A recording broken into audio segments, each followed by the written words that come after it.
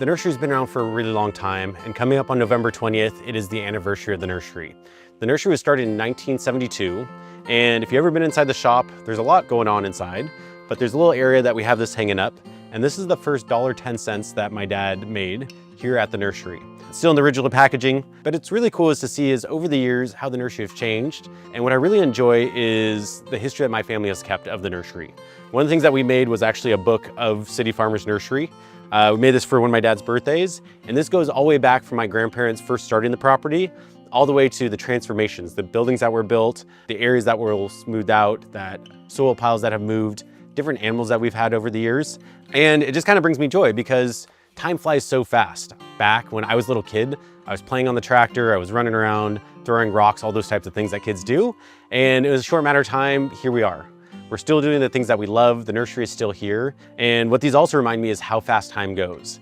And some of the things I like to share with you is the special flyers that we have at the nursery. And looking at that, you could buy a rose bush for $5.50. I don't know what date this was, but this was back when we're still handwriting our flyers and stuff. Such a cool thing to see the history of the nursery, the flyers that we made for taking care of poinsettias. Here at the nursery, we don't deal a lot with poinsettias anymore.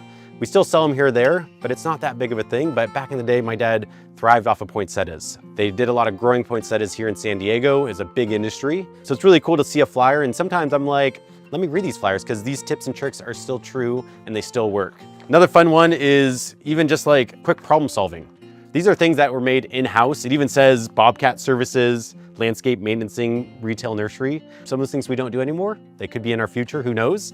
Even these photograph books. I was going through them and trying to find things for these videos to share with you guys. So as we're looking at the book that we've made about city farmers, especially looking at some of these pages, what I really enjoy is seeing the different crews that were here at the nursery, the different timelines of different employees that have come through and help really make city farmers city farmers. Because when you walk around city farmers, you're gonna feel the history. You're gonna see that, hey, some of the things that we built many, many years ago, even before I was born, are still here.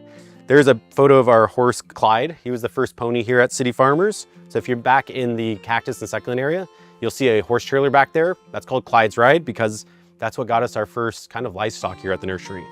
He's hanging out with our goat, Bonnie, and here's the building of the barn. But that was like the original barn raising here at the nursery. Picture my grandparents. They're kind of the reason why the nursery is here. They started the whole property. My dad's here building the greenhouse that's on site. Diego and Umberto, those were great employees that I grew up with. They actually taught me how to prune, how to upsize plants, how to help me learn how to drive the tractor, all those types of things. I didn't just learn from my dad, I learned from the community. This book has hundreds, we probably have thousands of photos of this place, but it's always nice to stop, reminisce, and thank you guys for the beautiful years that we've had at City Farmers.